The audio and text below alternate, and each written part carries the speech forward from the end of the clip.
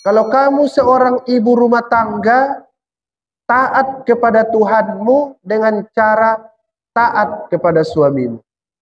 Nah, begitu. Nyuci itu bukan kerja istri, betul? Betul itu. Ngepel rumah bukan kerjaan istri, betul?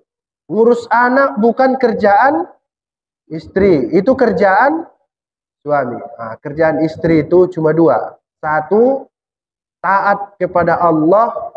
Yang kedua, taat kepada suami. Kalau disuruh suamimu nyuci, nyuci. Nah, itu kesimpulannya. Nah, itu kata Ustadz itu. Nah, gitu ya. Namanya Ustadz Ucai yang ada di Indonesia itu. Oh, betul juga kawan, saya pikir. Nah, begitulah dia. Dengan cara taat kepada suami, itu ibadah. Ibu nyuci itu di rumah, itu masuk ibadah itu. Supaya lebih tepat, bernilai ibadah. Kenapa? Karena Tuhan memerintahkan ibu patuh kepada suami. Berarti kalau patuh kepada suami, sama dengan ikut perintah Tuhan. U'budu. Taat kepada Tuhan. Tapi ada batasnya. La ta'ata li makhlukin fi maksiatil khaliq. Tidak boleh patuh kepada suami kalau perintahnya melanggar perintah Tuhan. Tidak boleh. Misalnya, disuruhnya ibu pakai narkoba. Oh, itu bahaya itu. Jangan. Bilang sama bapak. La ta'ata li makhlukin fi maksiatil khaliq. Tidak boleh taat kepada makhluk kalau perintahnya maksiat kepada khaliq. Tak boleh. Selama itu diikuti, insya Allah semuanya u'budu rabbakum. Taat kepada Allah subhanahu wa ta'ala. Saya tak perpanjang lagi itu, karena sudah pernah dibahas di Iyyaka na'budu wa iyyaka nasta'in. Saya mau jelaskan sedikit aja. Kalau Al-Quran menyuruh kita beribadah, kosakatanya itu salah satunya u'budu. Bahasa Indonesianya abdi negara, abdi. Bahasa Arabnya abdun, artinya itu hamba. Hamba. Hamba ini dalam bahasa Arab bisa terambil dari kosakata tanaman yang harum, itu artinya satu. Bisa juga maknanya itu hamba sahaya. Bisa juga maknanya alat. Makna yang pertama itu artinya lembut. Namanya tanaman yang harum, lembut. Makna yang kedua itu maknanya keras. Kenapa? Hamba sahaya itu keras hidupnya. Alat juga biasanya keras, seperti parang, sabit, dan lain-lain. Nah, hamba itu harus bisa bersikap lembut, harus bisa bersikap tegas dalam hidup. Harus begitu. Kapan saya harus tegas? Amar ma'ruf nahi mungkar. Kapan saya harus lembut? Ketika peraturan Tuhan tidak dilanggar. Harus begitu ya. Jangan begini.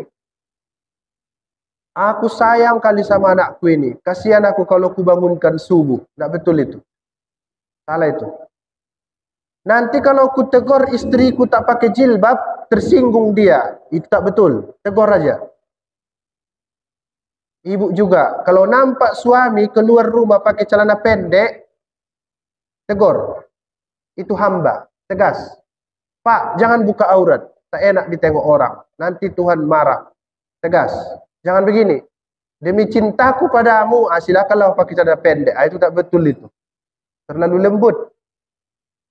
Tidak ada di agama ini diajarkan lembek-lembek sama semua. Tidak ada itu. Pas, harus proporsional. Kalau perlu, keras. Kapan itu? Ketika masjid ini digusur orang. Masa Bapak Ibu udah datang di sini bulldozer mau digusur, masih solawat. Salatullah, salamun. Habislah masjid ini. Peranglah. Keras. Itu hamba. Kapan lagi kita harus keras? Ketika agama ini dihina. Perang. Itu namanya ada perang Uhud, ada perang Badar. Harus begitu. Tapi jangan tiap hari keras, tegang aja wajahnya beragama ini. Tidak bisa begitu. Jadi hamba itu bisa seperti tanaman yang harum, bisa seperti hamba sahaya, bisa seperti alat pandai memposisikan diri. Bayangkan Pak, kalau semua manusia ini lembek-lembek saja, tidak berjalan ini dunia ini.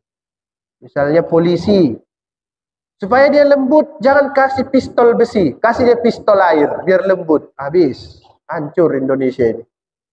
Tentara bagaimana? Seram kali ku tengok baju tentara itu, jangan kasih loreng lah, kasih yang lembut. Oh, tak jalan. Masa tentara pakai baju warna pink? Kan nggak mungkin. Harus tegas. Masa dia perang ke Papua melawan KKB, senjatanya pistol air, bagaimana itu ceritanya? Kan nggak mungkin.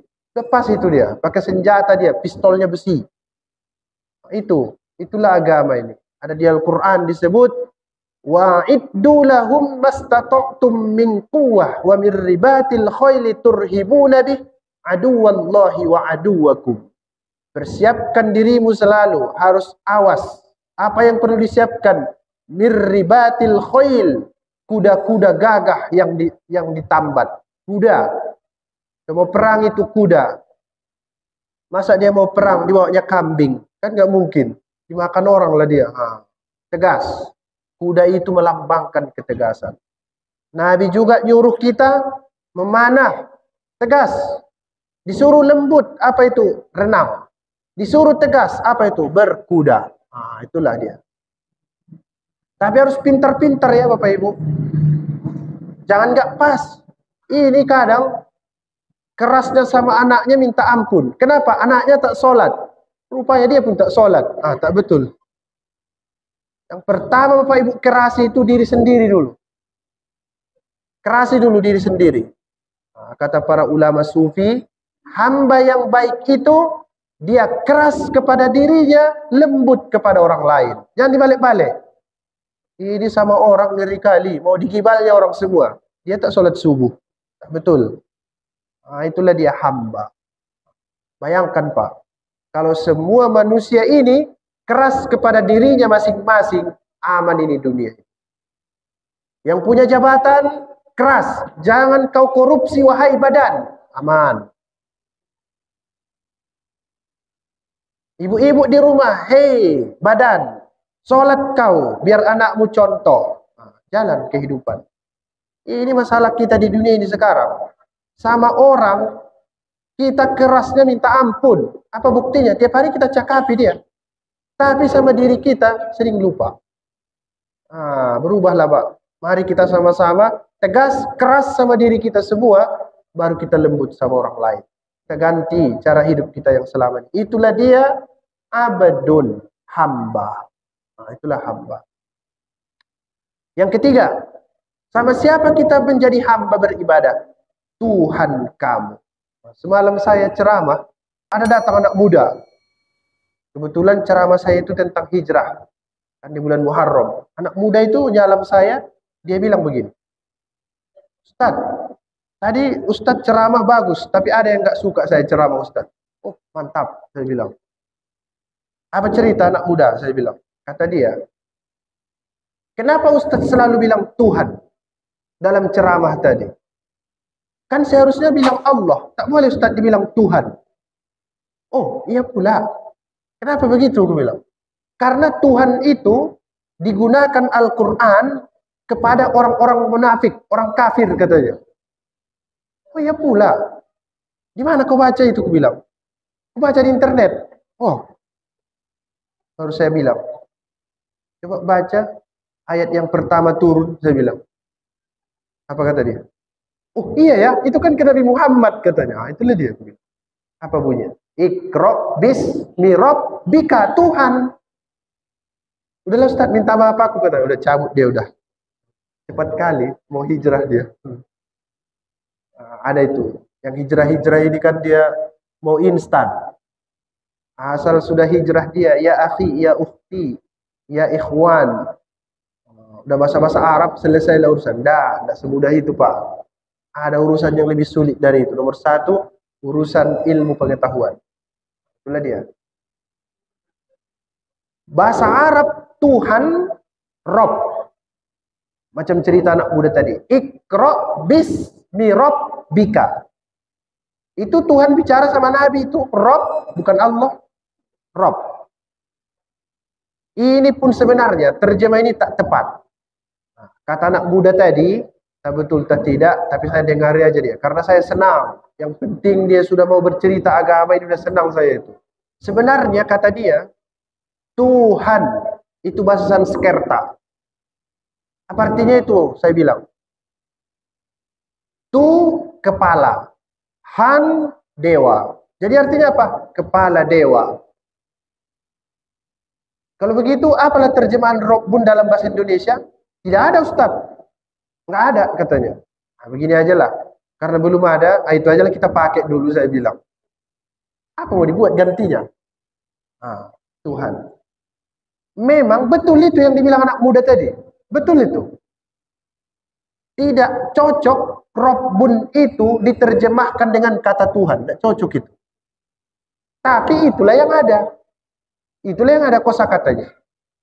Kalau dibuka kamus-kamus kosakata Al-Quran, Rabbun itu paling tidak artinya 4. 4. 1, pemelihara. Yang kedua, pendidik. Yang ketiga, pengasuh. Dan yang keempat, penumbuh.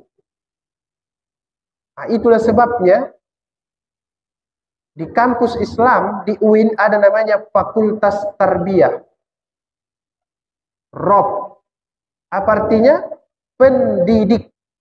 Makanya di situ kalau udah kuliah kita calon guru itu. Mohon izin Bapak Ibu, kalau ada yang dari Fakultas Tarbiyah. Di UIN itu Fakultas Ilmu Tarbiyah, Robbun. Dan keguruan. Nah, guru dia. Kenapa? Sifat Tuhan itu memang dia itu murabbi. Dia itu pemelihara, macam guru, pelihara itu muridmu. Dia itu pendidik, guru itu pendidik, didik itu muridmu. Tuhan itu pengasuh, guru itu pengasuh, asuh itu muridmu. Tuhan itu penumbuh, guru itu penumbuh, penumbuh jiwa, badan manusia. Nah, kita lihat satu-satu. Bapak Ibu, semua sebenarnya dalam hidup ini guru. Nah, itu pun tak pas juga itu. Guru itu bahasa Jawa, kurang pas juga itu. Nah, begitulah dulu, mana tak ada kosakatanya kan? Nah, pemelihara, pendidik, pengasuh, penumbuh. Karena ini sifat-sifat yang baik semuanya, disimpulkanlah dalam satu kata namanya Tuhan. Tuhan. Kalau akar katanya itu Rabbun, Tuhan. Tuhan kamu. Rabbun ini itulah yang disembah manusia. Nanti bentuknya ada jamak dalam Al-Quran. Jamaknya arbabun. Kalau sudah dia jamak, macam-macam. Ada yang memanggilnya dewa. Dewa. Disembah dewa. Dewa ini juga macam-macam. Ada nanti orang bilang dewa matahari. Ada dewa hujan. Di Indonesia ada dewi padi. Iya kan? Kalau kita, siapa Tuhan kita? Innani anallah. Sesungguhnya saya adalah Allah.